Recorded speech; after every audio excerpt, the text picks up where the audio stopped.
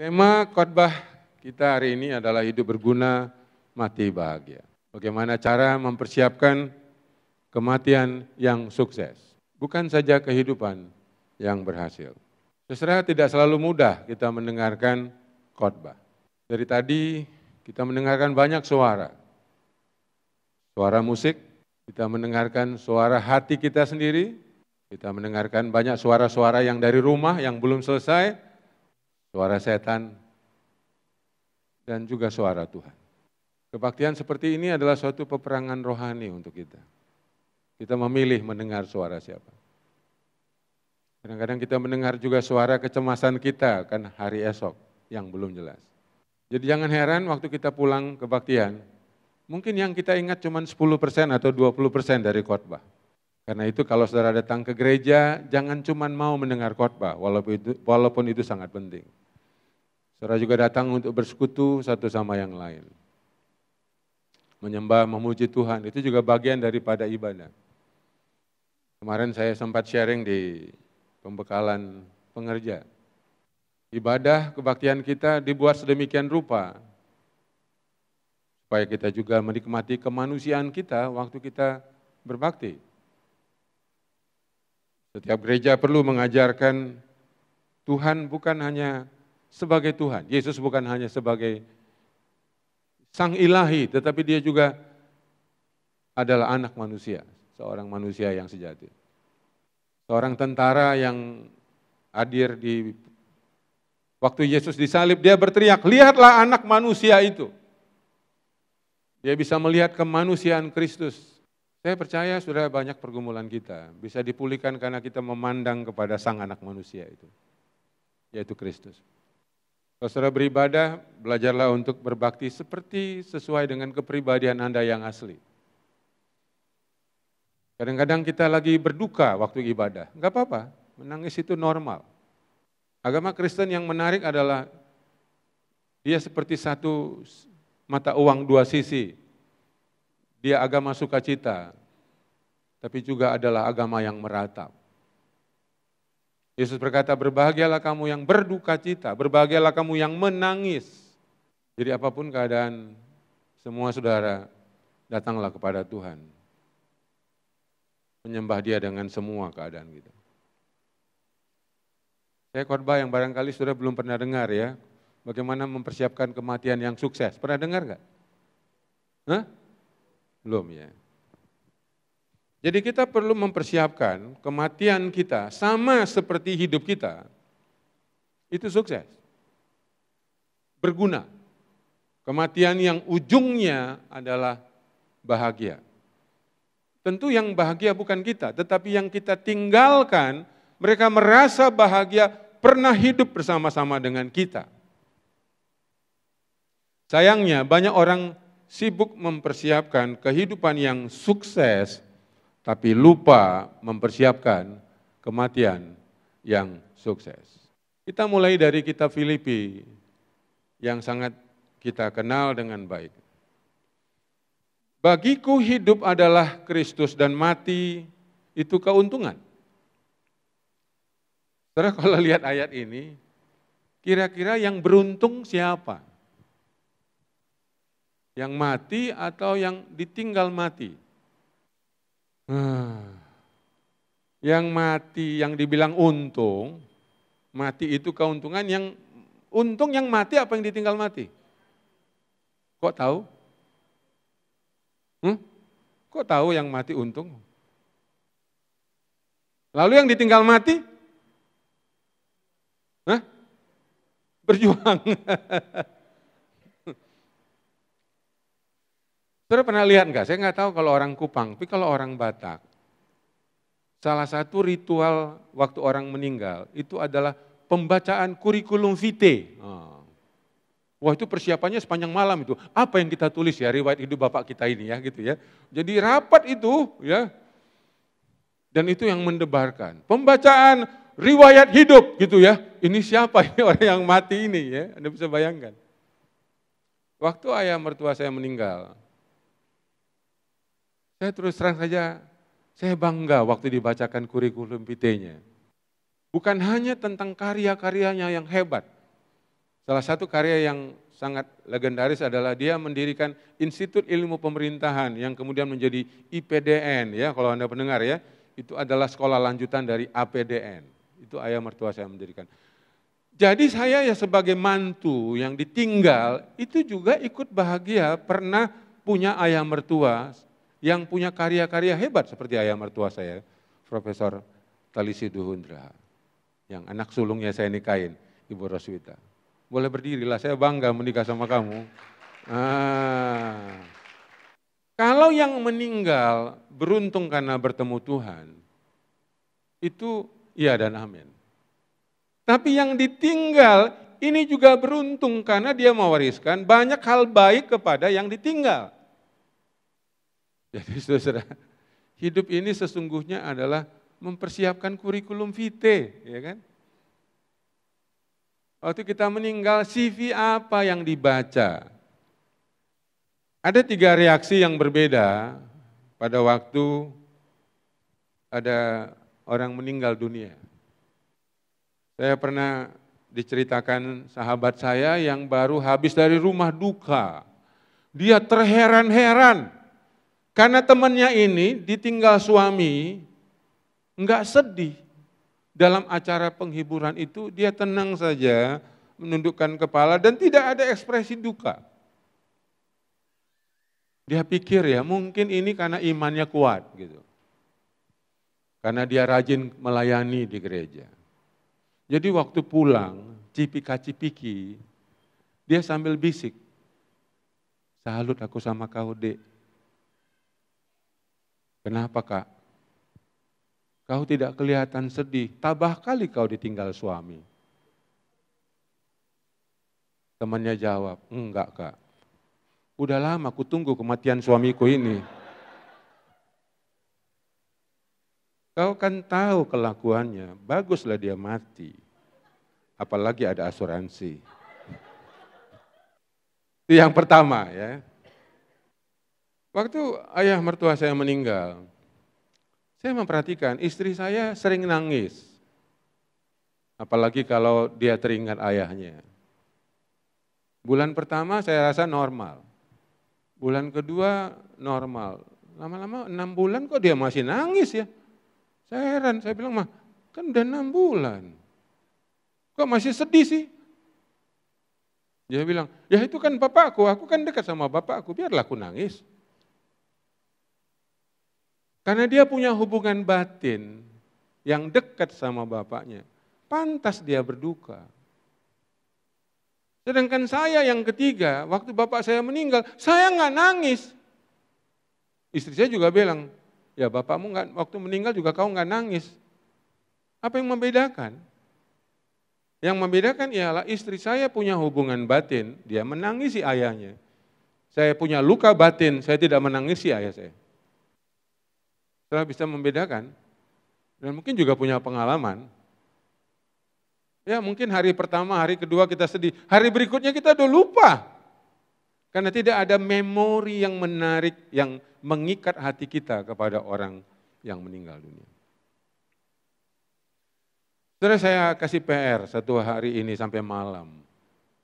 Setiap saudara saya minta memikirkan apa cita-cita kematian selain cita-cita kehidupan Anda. Saudara perlu mempersiapkan cita-cita kematian, apapun itu bentuknya. Cita-cita kematian saya adalah saya mati setia sebagai seorang kaunselor. 15 tahun yang lalu kami dengan keluarga istri membeli 16 kafling di San Diego Hill, ya, di Cikarang. Istri saya punya inisiatif dengan adik-adiknya, 7 bersaudara sama 7 pasangan, tambah 2 mertua, jadi 16. Supaya kami bisa WhatsApp-an dari bawah, dari langsung. Nggak usah keluar dari kubur. Apa menjadi cita-cita kematian saudara-saudara? Banyak orang-orang yang tidak punya cita-cita kematian. Dia menyesal di masa tuanya karena dia tidak mengejar cita-citanya, dia tidak punya cita-cita. Dia malah mengejar cita-cita orang tuanya. Dia mengejar cita-cita gerejanya, dia mengejar cita-cita orang lain, tapi dia sendiri tidak punya cita-cita. Terserah orang yang punya cita-cita. Itu hidupnya penuh daya juang, tidak mudah menyerah, tidak mudah putus asa. Fighting spiritnya itu sangat tinggi. Karena dia tahu mengejar apa dalam hidupnya. Tolong pikirkan nanti malam. Kalau udah menikah, ajak pasanganmu, Pak, apa cita-cita kematianmu? Kasih tahu aku. Kenapa banyak orang menyesal ketika dia sakit tua dan sekarat? Ada seorang yang meneliti tentang orang-orang yang lagi sakit di masa tuanya dan sekarat. Namanya Bronnie Ware. Dia seorang perawat medis, tapi juga seorang penyanyi. Dia perawat di hospice, ya, jadi itu rumah orang-orang yang akan meninggal. Di Indonesia belum ada hospice, di Amerika, di Eropa ada. Jadi itu adalah orang-orang yang sudah tidak ada harapan hidup ditaruh di situ. Dikeluarkan dari rumah sakit. Dia meneliti seluruh pasien hospice itu. Dia bertanya satu saja pertanyaannya, apa yang opa, oma sesali sepanjang hidup? Ada 5 jawaban dari pasiennya. 1, coba dulu saya punya keberanian hidup seperti yang saya cita-citakan, seperti yang saya inginkan, seperti yang saya kehendaki. Bukan berdasarkan harapan orang lain. Ini yang saya katakan tadi, orang yang tidak punya cita-cita, orang yang tidak mengejar cita-citanya dan larut kepada keinginan orang lain, orang tuanya, bosnya, pendetanya. Ini khususnya banyak ibu-ibu, istri-istri yang sudah menikah. Dia mematikan cita-citanya, lalu mengatakan ikut suami. Nanti kalau di pintu sorga, malaikat tanya, apa yang sudah kamu lakukan? Jangan bilang ikut suami, nggak ada di sorga, udah nggak ada ikut suami. Kamu katakan apa yang kamu kerjakan berdasarkan panggilan hidup dari Tuhan. Jadi kalau Anda sudah menikah, ada 3 visi yang hidup besar. Cita-cita suami, cita-cita istri, dan cita-cita Anda berdua. Hai anak muda, kejarlah cita-citamu. Jangan sekedar mengikuti keinginan orang tua. Anda berdoa dan mencari kehendak Tuhan, apa yang menjadi panggilan Tuhan, apa yang menjadi passion, keinginan saudara, sesuai dengan minat, sesuai dengan bakat, kejar itu. Kalau ada anakmu yang ingin merantau, mengejar cita-citanya, please, dukunglah cita-cita itu. Mungkin di Kupang ini dia nggak akan mendapat cita-citanya. Mungkin di kota lain. Sama seperti saya umur 19 tahun merantau ke Jawa dari Medan. Saya mendapat cita-cita saya ketika saya merantau. Yang kedua, ini banyak terjadi pada pasien pria. Mereka bilang sama Bronnie Ware, coba dulu saya tidak bekerja terlalu keras. Terlalu banyak lembur. 24 jam kurang sama dia. Dan dia kehilangan masa mudanya. Dan mungkin sebagian juga nggak ada kesempatan mencari teman hidup, sibuk kerja terus. Ya. Dan setelah dia menikah, dia kehilangan kesempatan keintiman dengan pasangannya. Kesempatan bermain dan bercerita dengan anak-anaknya, hilang. Dan sudah tua baru dia sadar, kenapa dulu saya bekerja terlalu keras. Terlalu banyak lembur, kurang libur dan kurang tidur. Nanti bilang sama suami, Pak, Desember libur kemana? Ingat Pak Julianto, libur. Nah, jangan cari uang melulu, ya. Saya khawatir Anda tuh nggak punya agenda libur loh. Kapan libur? Ya nanti kalau ada waktu. Ya, yang ketiga, ini adalah orang-orang yang suka menyimpan perasaannya. Malu karena punya trauma yang memalukan. Karena punya trauma yang memilukan. Mereka pernah mungkin mengalami pelecehan seksual, pernah melakukan hubungan seksual dini, pernah mengalami kekerasan dari orang tuanya.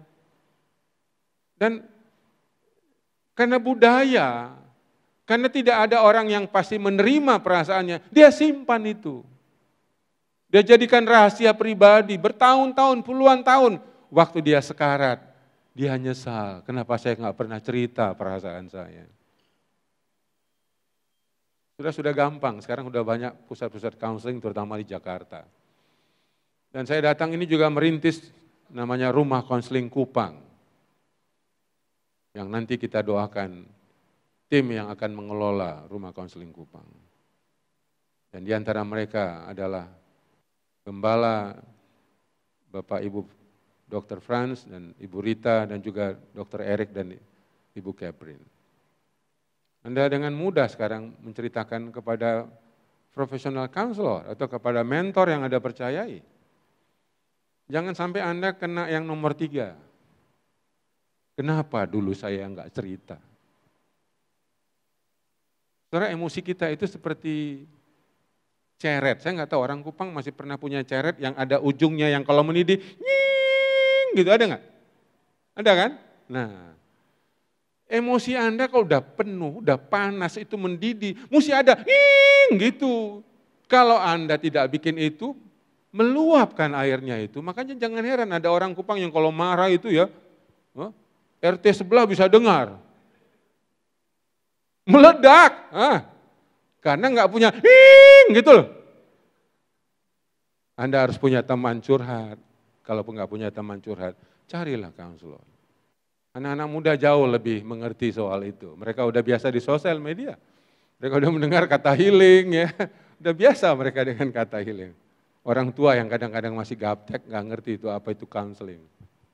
Nah yang keempat, sebagian para lansia yang sudah mengalami terminal illness ini juga mengatakan penyesalannya ialah kalau dulu, coba dulu saya tetap membina hubungan dengan sahabat baik saya. Ternyata mereka waktu sekarat rindu temannya. Tapi karena nggak dibina, ya sudah hilang, nggak tahu kemana-mana. Saudara jangan anggap karena Anda punya grup WhatsApp, Anda punya sahabat. WhatsApp itu sangat miskin emosinya. Itu tidak bisa diandalkan sebagai teman. Teman itu adalah orang yang Anda sering bertemu, sering bercerita, sering ngobrol, dan sering membagi perasaan Anda. Itu sahabat. Dia tidak hanya membutuhkan waktu, tidak membutuhkan energi, tidak hanya membutuhkan emosi, dia juga membutuhkan finansial. Ya sekali-sekali traktir lah, itu kan namanya berteman, betul nggak? Halo? Makanya orang pelit sahabatnya dikit. Iya enggak? Nanti orang pelit khusus ketemu sama malaikat itu. Dan yang terakhir, Brother Ware menemukan para opa-oma ini mengatakan, coba dulu saya bikin hidup aku lebih bahagia. Mereka terbuka bahwa mereka selama ini pura-pura bahagia, bukan bahagia. Terlalu jaim, terlalu saleh, ya. Enggak bagus terlalu saleh. Halo? Kita pengkhotbah juga bilang, enggak baik terlalu baik. Yang terlalu itu keterlaluan. Saya hari Senin akan memberi seminar online LK3. Judulnya adalah Ketika Narsisme Masuk ke Dalam Gereja. Saudara, banyak orang-orang saleh kelihatannya saleh. Tapi sebagian mereka adalah orang-orang yang narsis, mencari kehormatan dan kemuliaan melalui kesalehannya. Jadi saudara jangan terlalu serius. Saya berusaha setiap hari atau 2 hari sekali, saya menonton stand up komedi. Karena saya waktu menikah, saya orangnya kaku, tidak lucu. Jadi kalau saya kesel sama anak saya, yang sudah remaja, namanya Josephus, saya diamkan anak saya. Istri saya bilang, Pak, kenapa kok nggak bicara sama Josephus? Aku lagi marah. Ya cakapin lah, marah boleh marah. Jangan kau diam-diamin anakmu itu. Kalau dia kan udah bosan, kalau aku diamkan dia udah kebal. Tapi anak yang bilang, ajak anakmu jalan gitu. Saya kemudian menjadi sadar, anak saya udah remaja. Udah nggak bisa kaku-kaku. Saya pergi ke Gramedia, saya mencari buku-buku humornya Gus Dur. 100 humor Gus Dur, saya baca, saya ketawa, saya mulai lucu. Saya mulai terapkan, di rumah saya mulai bercanda sama dua anak saya laki-laki, satu 12, satu 8. Dan mulai cair, mulai mereka mau mendengarkan saya. Sebelumnya, ya saya sini duduk, kayak anak polisi, memang anak polisi saya, kayak polisi, sini duduk. Nggak mempan, sama anak zaman sekarang nggak mempan. Saudara kalau mau berkomunikasi dan cair, belajarlah lucu. Di sini bisa kelihatan beberapa muka yang lucu dan tidak lucu. Kalau nggak percaya lihat kaca ya, bisa kelihatan tuh. Satu, kalau kalian mukamu kau takut, itu nggak lucu itu. Ih jelek kali mukaku. Orang-orang yang terlalu jaim dan terlalu serius, kurang santai dan kurang bercanda. Saudara, hidupmu terlalu sayang, dihabiskan untuk terlalu serius. Ya kan, aku udah agak lucu kan sekarang kan. Iya lah lumayan lah, agak lucu lah, dulu enggak. Jadi 5 hal itu saudara. Penelitian ini disambut baik sampai diterjemahkan bukunya ke dalam 26 bahasa di dunia. Karena tidak ada meneliti ini. Dan hasilnya mengagumkan. Dan saya mau mengingatkan kita, walaupun ada orang Kristen, jadilah orang Kristen yang masih tetap manusiawi. Kita masih tinggal di bumi. Umur kita enggak panjang, paling banyak 100 tahun. Saudara kata pengkhotbah, nikmatilah hidupmu selama masa mudamu. Karena kita tidak tahu pada tahun-tahun akhir ketika kita tua, mungkin kita sudah tidak menikmati lagi hidup seperti yang sekarang ini. Jadi orang tua yang punya anak-anak, jangan terlalu serius. Ajaklah anak bercanda. Dan nanti dia heran, pulang-pulang dari gereja, ih mama udah lucu ya gitu. Tema ini adalah judul buku yang kami tulis, saya lupa buku yang keberapa. Saudara, apa yang terjadi waktu seseorang meninggal dunia? Siapa saja yang melepas kita pergi dan sebagai siapa kita dikenang. Ini prinsip yang sangat penting. Waktu Yesus meninggal, usianya enggak panjang. Mungkin kalau kita menjadi tetangga Yesus, kita akan bilang, kasihan ya, masih muda udah meninggal. Gitu kan, betul nggak? Baru kerja 3 tahun, jadi rabi, udah meninggal. Pasti mulut kita bilang, kasihan. Tapi Yesus walaupun karirnya hanya 3 tahun, tetapi karyanya melegenda di seluruh dunia. Dan kelahirannya dirayakan seluruh dunia dan semua agama. Dan mengubah dunia. Dia menjadi juru selamat dunia dengan usianya hanya 33,5 tahun. Bandingkan ada orang yang umurnya 80 tahun tapi tak berguna. Malah bikin susah keluarganya. Dan mungkin istrinya seperti yang tadi, istri muda atau yang perempuan tadi itu. Udah lama aku tunggu kematiannya. Boleh tanya bapak-bapak, tanya istrimu, Pak, kalau aku meninggal kau sedih enggak ya? Mungkin istrimu jawab, mungkin. Maybe yes, maybe no. Jadi ayah mertua saya pernah mengatakan kalimat ini, dalam hidup ini tidak terlalu penting umur yang panjang, tapi seberapa hidup kita berguna bagi orang lain. Saudara tahu nggak, bibit rasa bahagia itu cuma satu, yaitu ada merasa berguna. Saudara ketika mau melayani di satu lembaga seperti gereja ini, saudara pasti ada pingin, aku mau menjadi berkat. Itu bahasa rohaninya kan, aku mau menjadi berkat. Jadi nanti kalau saudara mau mengejar karir, carilah pekerjaan yang pertama-tama bukan gajinya tinggi. Itu penting, tapi jangan yang pertama. Yang pertama adalah di mana aku bisa berguna. Dan untuk itu, ayah mertua saya pernah mengatakan, ada 5 pintu yang perlu kita jalani atau masuki supaya hidup kita berguna dan mati kita bahagia. Jadi judul buku ini sebenarnya dari nasihat ayah mertua saya. Dia bilang ada 5 pintu kehidupan. Saya tidak akan jelaskan ini secara panjang lebar, tapi saudara mengerti bahwa mulai dari kecil kita diajar pintu yang pertama, membaca. Jangan paksa anakmu membaca sebelum dia banyak mendengarkan cerita dan bermain. Karena dasar membaca adalah hubungan yang baik dengan orang tua melalui 2 hal. Cerita, bermain. Kalau itu tidak Anda lakukan, jangan paksa dia membaca. Karena membaca itu menjadi membosankan. Yang kedua, kita mulai SMP, mulai SMA dilatih menulis, ya kan, membuat karya ilmiah. Kenapa orang susah menulis? Karena dia nggak membaca. Kalau Anda membaca, Anda cakap menulis. Kalau Anda tidak rajin membaca, Anda cuma cakap mengarang. Anda mengarang-ngarang saja. Tidak ada isinya. Kenapa saya sama istri saya menjadi penulis? Ya karena kami banyak membaca. Kami tidak ngarang itu. Baru yang ketiga, ini biasanya ditemukan di masa akhir SMA. Kelas 1, kelas 2 SMA. Yaitu punya cita-cita. Makanya ibu kalau tanya anakmu SD cita-citanya apa, nanti SMP cita-citanya apa, gonta-ganti itu. Nanti cenderung menetap setelah dia SMA. Dia SD baru naik pesawat, aku mau jadi pilot. Ketika dia lihat tentara gagah, aku mau jadi tentara, kata gitu kan. Ketika ada tukang sampah yang baik sama dia, ma aku mau jadi tukang sampah. Bisa gonta-ganti, ya kan. Tapi waktu dia SMA, ini mulai stabil. Dan sekarang sudah ada alat ukurnya, namanya tes karir. Itu adalah perpaduan antara tes minat, tes bakat, tes IQ, dan tes kepribadian. Hasilnya adalah 10 jenis karir yang dia bisa pilih. Dia harus pilih yang 1, 2, 3, yang ke bawah jangan. Karena yang nomor paling atas itulah yang paling menonjol untuk cocok dia pilih sebagai karirnya.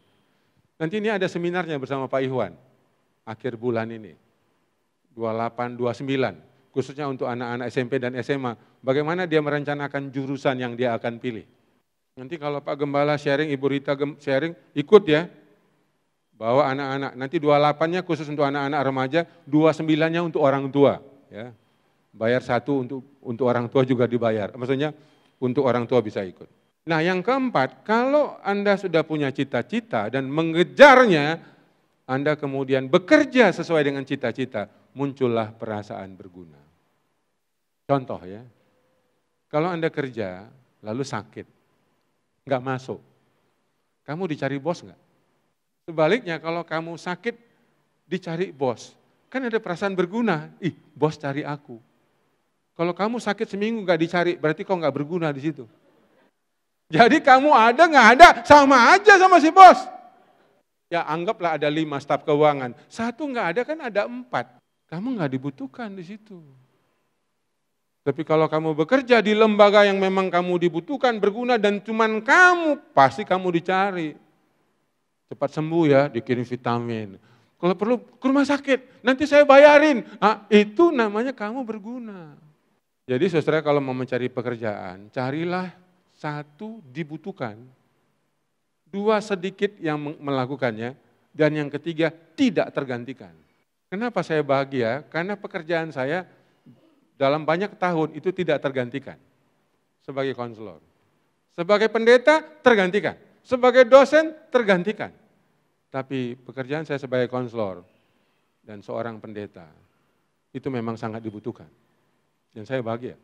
Dan kalau kita merasa berguna, kita udah mengejar cita-cita kita, nanti kita tua, sakit, dan sekarat, kita udah siap yang namanya rest in peace. Tahu rest in peace? Rest in peace, kita siap-siap dipanggil Tuhan dengan damai. Karena kita merasa sudah mengerjakan panggilan kita. Kenapa ada orang-orang yang tidak siap meninggal? Karena dia tahu dia belum mengerjakan panggilannya dengan baik dan benar. Lalu kalau kita meninggal, apa yang kita wariskan? Nah ini ada satu konversasi percakapan yang menarik dengan ayah mertua saya. Saya minta istri saya yang bicara menyampaikan ini ya.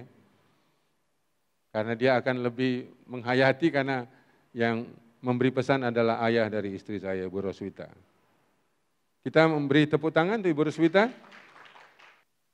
Selamat siang Bapak Ibu.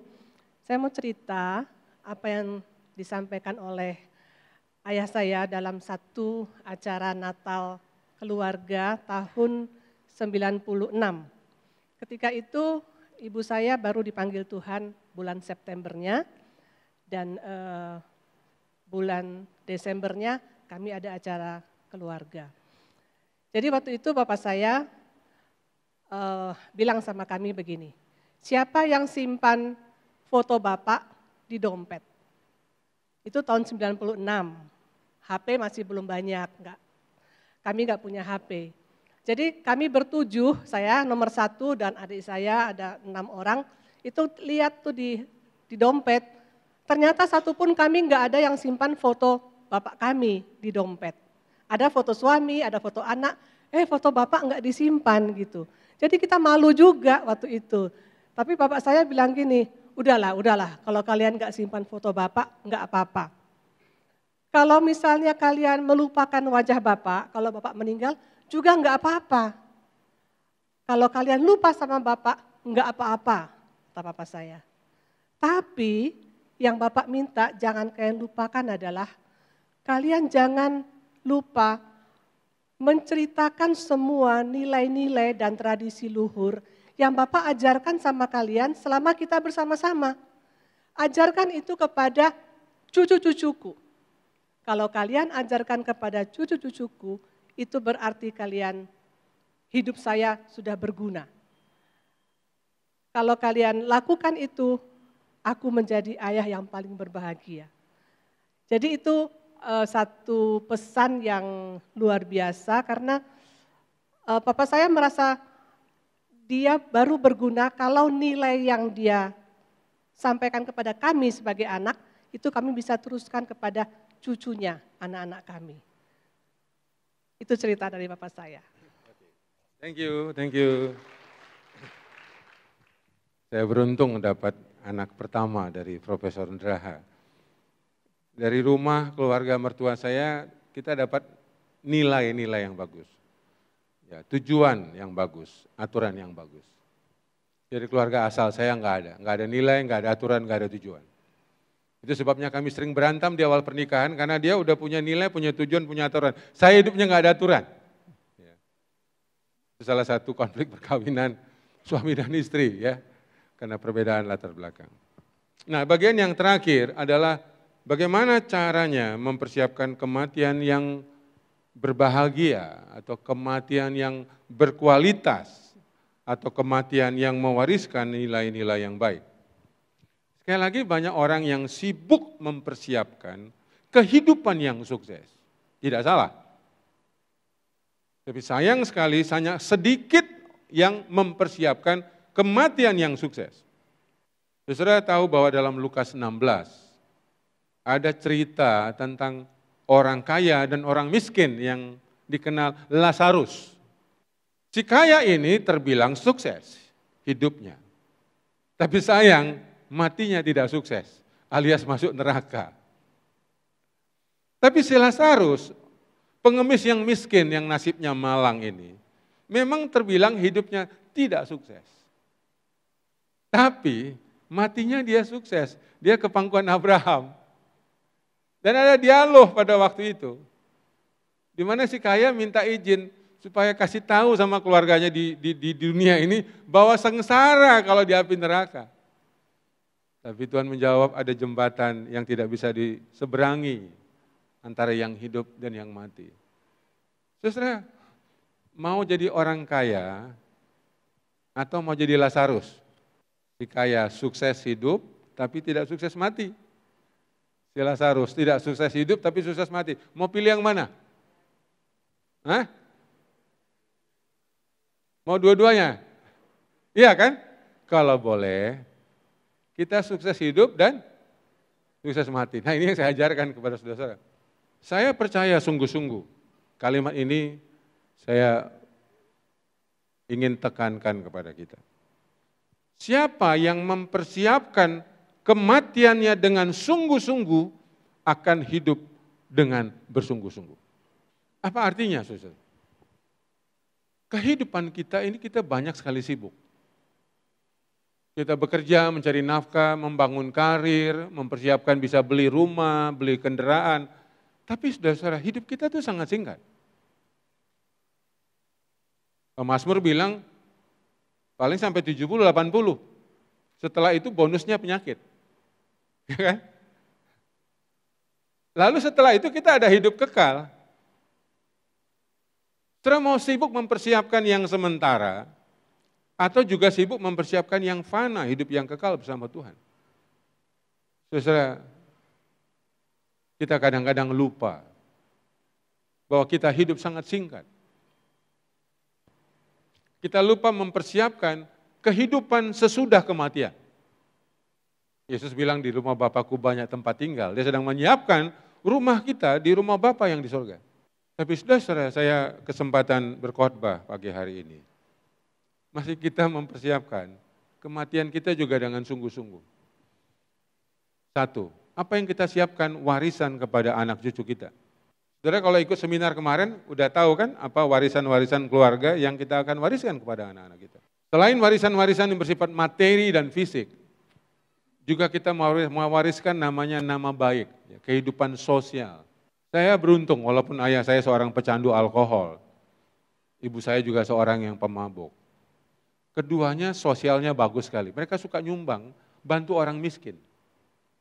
Terutama famili-famili ya, atau orang polisi-polisi yang susah, itu pasti dibantu mama saya. Ada yang minta bantuan mesin jahit lah, lampu strongking lah, zaman itu kan lampu strongking yang zuk, zuk, zuk gitu ya. Ibu saya kan dipanggil Ibu Theo, kan bapak saya namanya Theo. Ibu Theo, udah nggak ada lampu strongkingku, nanti mama aku kasih duit tuh. Nah waktu mereka meninggal, yang diingat oleh relasi tetangga dan kerabat adalah, bapak mamamu itu baik kali orangnya. Dan kalau kami kemana-mana, kami dikenal sebagai anaknya Bapak Theo. Saudara, anak-anak kita mewarisi apa yang kita lakukan sekarang. Jangan sampai nanti anak kita ketemu famili kita, bapakmu tukang berutang itu, tukang berutang itu. Utangnya belum dibayar sama aku sampai dia mati. Anak kita tuh kan malu. Halo? Malu. Yang ketiga, kalau mungkin kita siapkan yang berupa asuransi, jaminan sesuatu untuk mereka nanti kalau sudah dewasa dan kita sudah tidak ada. Itu juga bisa kita wariskan. Karya-karya kita, seperti saya bersyukur bisa meninggalkan barangkali karya-karya buku kami yang sudah menjadi berkat bagi banyak orang. Konselor-konselor yang kami latih, setidak-tidaknya anak kami ikut bersyukur bahwa orang tuanya pernah melatih konselor. Jadi saudara-saudara dalam skop kecil atau skop besar, di mata Tuhan tidak penting seberapa besar. Tapi seberapa kita berguna, bermanfaat, hidup kita berkualitas, apapun profesi kita. Ada satu film yang diresensi oleh istri saya. Mungkin tidak sempat diceritakan, tapi judul film atau buku ya, Menjadi Pelacur yang Profesional itu. Buku ya, buku. Membaca satu orang yang berprofesi sebagai pelacur, kita tahu itu tidak bagus ya. Tetapi diceritakan buku itu, dia menjadi seorang yang bekerja sebagai pekerja seksual yang sangat profesional melayani tamunya. Dan penulis buku itu mengagumi, seharusnya kita lebih daripada pelacur ini. Kita mempunyai pekerjaan yang bermartabat, pekerjaan yang terhormat, tapi banyak kita tidak profesional dalam mengerjakan tugas kita. Termasuk pekerjaan menjadi suami dan istri, menjadi ayah dan ibu, itu adalah pekerjaan yang terhormat. Dan kita perlu profesional untuk itu. Setelah sebagai penutup, saya ingin mengingatkan Lukas pasal yang ke-16. Ada orang yang mempersiapkan kehidupannya sukses, tapi tidak mempersiapkan kematian yang sukses. Tolong siapkan cita-cita kematian Anda mulai malam ini. Sebagai apa Anda dikenang? Siapa yang akan meratapi kepergian kita waktu kita meninggal dunia? Siapa yang akan merasa beruntung bahwa pernah hidup sama kita? Filipi 1, mati adalah keuntungan. Saya berharap kita mempersiapkan kurikulum vitae kita dengan baik-baik. Supaya orang yang mendengar akan merasa bersyukur, akan merasa berbangga hati sambil terharu. Dia berterima kasih kita pernah hidup. Kita mewariskan kepada dia nilai dan tradisi serta karya yang baik. Selamat mempersiapkan kematian dengan baik-baik. Kematian yang sukses.